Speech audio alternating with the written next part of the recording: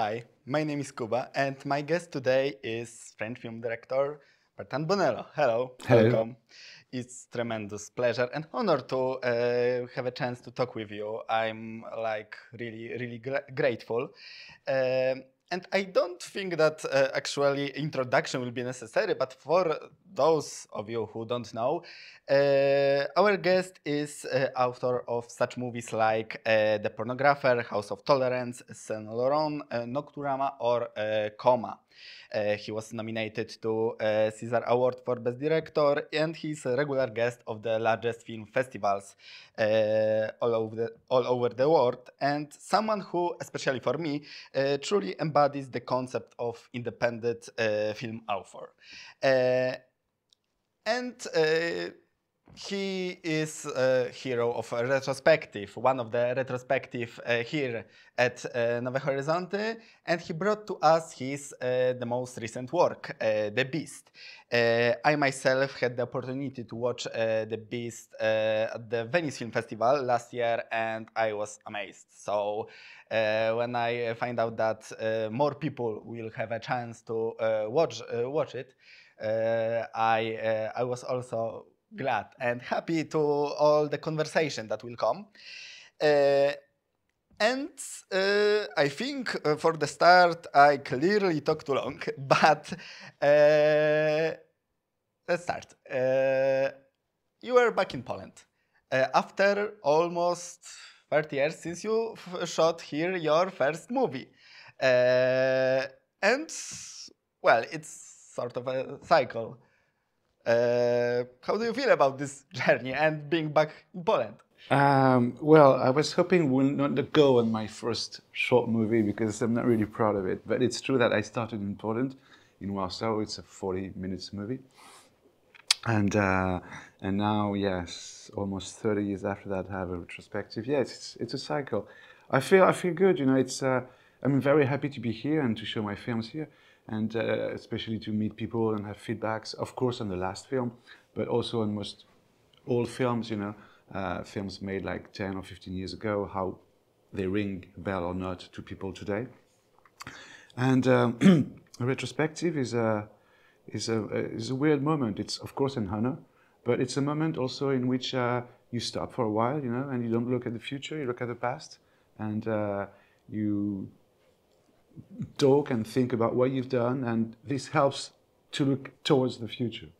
It could say like it's the beginning of the end, but it's maybe the end of the beginning. It's a very interesting moment, and I feel I'm very happy to be here. Okay, and what about Poland? How it changed? Do you like it now better or back then?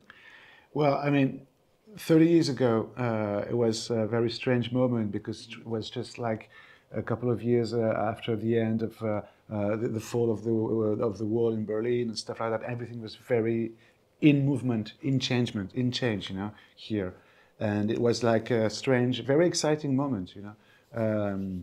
And now I cannot say I have an opinion of Poland now. I just arrived yesterday. I'm leaving tomorrow, but I remember this moment where I shot my film here. At this particular moment where Poland had kind of rebirth. It was very fascinating. You said about change, transformation, and this is a topic of many of your movies. Actually, I saw Coma yesterday. You had the introduction, and it's very much about, I think, in part, transformation and change. Also, new beginning. It's a important theme for you. Yeah, I think this subject, like the end of an era, the beginning of another, is like among many films. It is one of the subjects of House of Tolerance, of Saint Laurent, of Nocturama. How things end to open to something different, new, unknown. And in Coma, I talk a lot about that. The future is like, it's unknown, especially for someone who's 18, And at that particular moment, post lockdown and stuff like that, um, and since then, I mean, the future is like more and more uncertain, And every day everything you read in the newspaper every day, everything that happens in the world is more and more crazy. So I am really wondering about, not me, I mean, I've got my age and I've done what I've done and stuff like that, but someone who's like 20, 22, you know, how they're gonna change the world. And it's very exciting, you know, because we need changements. I must confess that I thought that I will ask you mostly about the Beast, but after the coma, I must say that it stick to my mind, especially that I was 18, 19 when pandemic started. So Exactly like the character. yes, so I felt that this is a part of my world. Some of those themes and feelings that main character had, and especially when you talked yesterday about that you think a lot about this young generation. I felt that this is also a movie that speak to me on personal level. So that was interesting, but also because Coma is a personal movie to you and to your daughter. This is a love letter, and I think I had this feeling that yes, I understand this movie. This is also about my world, but it's especially about your world and your daughter world. And I think how it looked for you to like open yourself, open your intimate world to people, because I felt that this was like great testimony for you. Yeah, I mean, it's a kind of trilogy, you know, like Nocturama, Zombie Child, and Coma, which is really with young people, about young people, and now I'm finished with that. And I think I put a lot of myself in The Beast, very much. In Saint Laurent, in The Beast, maybe in my two most personal films. Um, because, for example, The Beast, in a way, it's a science fiction movie. It takes place in 2044, and it's the first time I do science fiction. And I realized how much like inventing or creating a world for tomorrow is before like talking about your fear of today. You know, and The Beast is full of my fears of today, which is a way of talking of myself. About relationships between people, about love, of course, but about relationship between technology and humanity.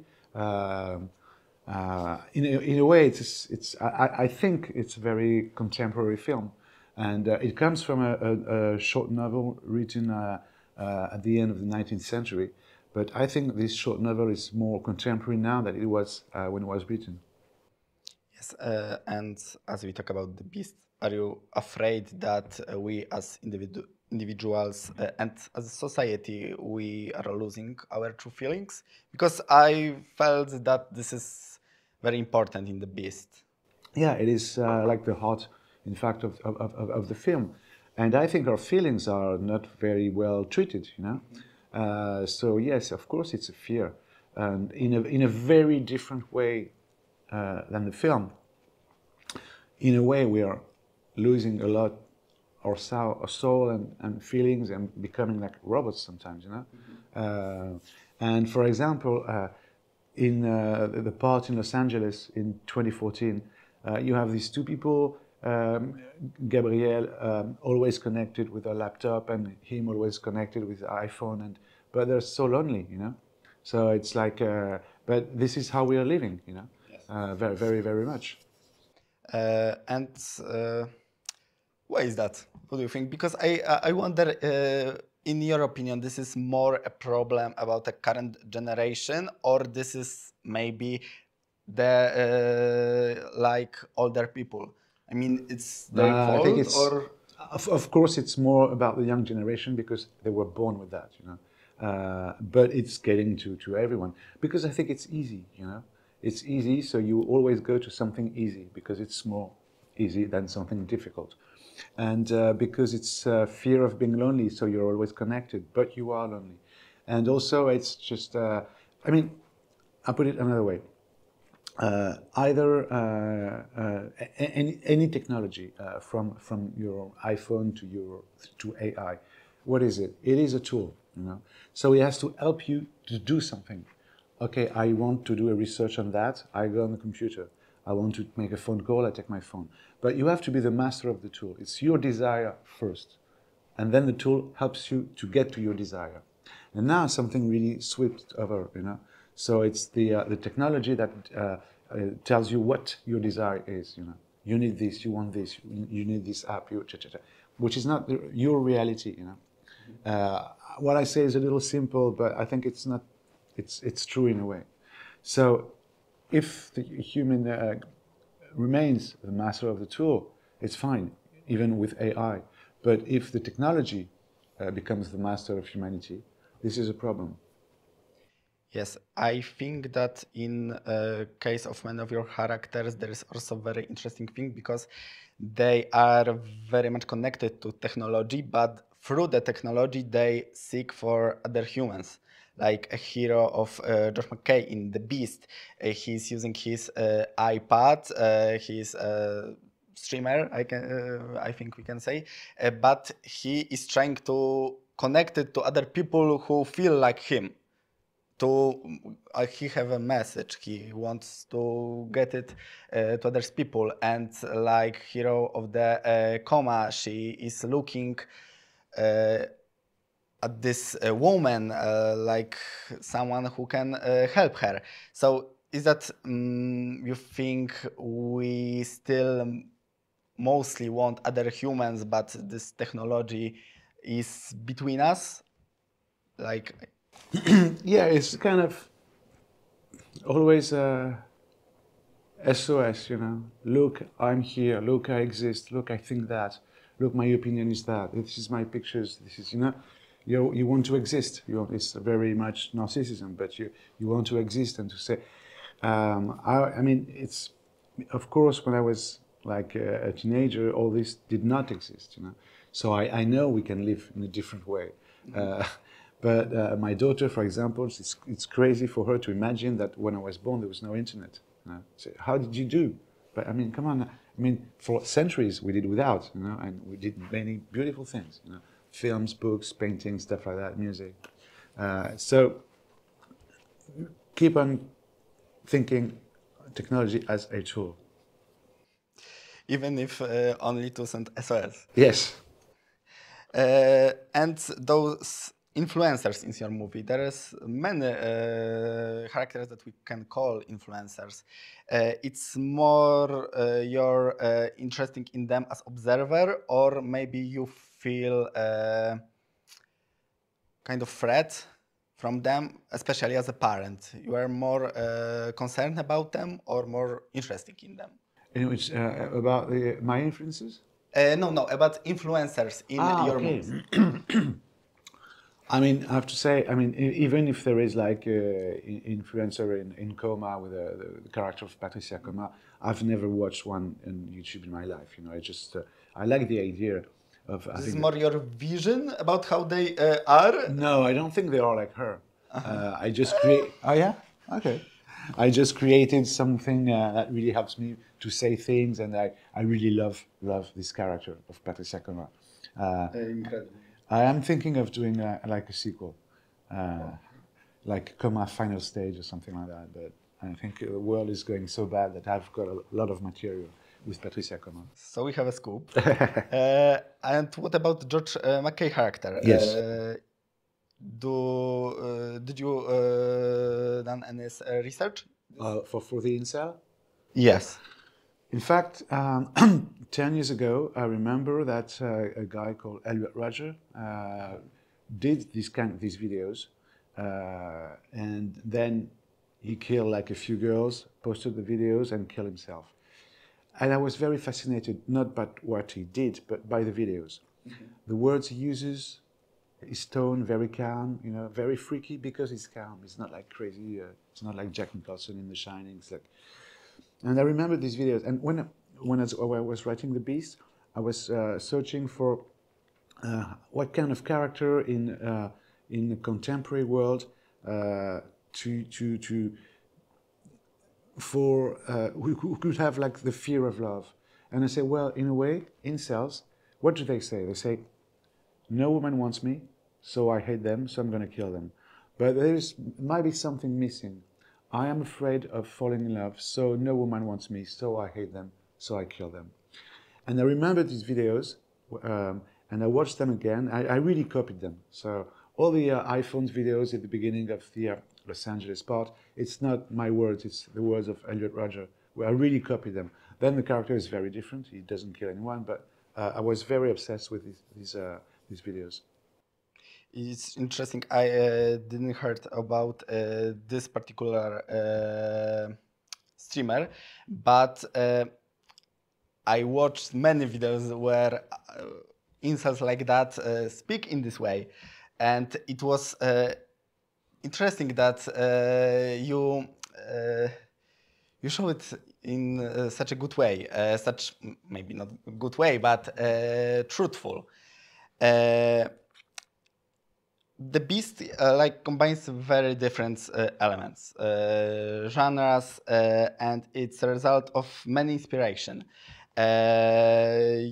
You mentioned Henry James, and you think that this novel, this short story, it's very important now. Why is that, you think? Because I think the novel and the film are talking about the fear of love. And I think it's even bigger now than it was like at the beginning of the century. Even bigger because of all what we're talking about, you know, commitment, stuff like that. I mean, I feel this fear a lot around me, and whatever the ages are, you know, whatever the generation. So in that sense, I think it's more contemporary. Okay, and it was also interesting speaking about Henry James that I think you not only use him as basis for your story, but I felt many references to the other creators who adapted Henry James, like Jane Campion or James Ivory, especially in this first part. It's not necessarily the cinema that we associate it with you, but here you pay homage to it. I think it was intentional or subconscious. No, it was not intentional. Okay. I have to say the only film that I rewatched before the shoot for this 1910 part, it's The Age of Innocence by Scorsese. Amazing film. Amazing. Yes. I think that our time is running short. Okay. I thank you very much for this. It was a pleasure. And we are waiting for the next movie.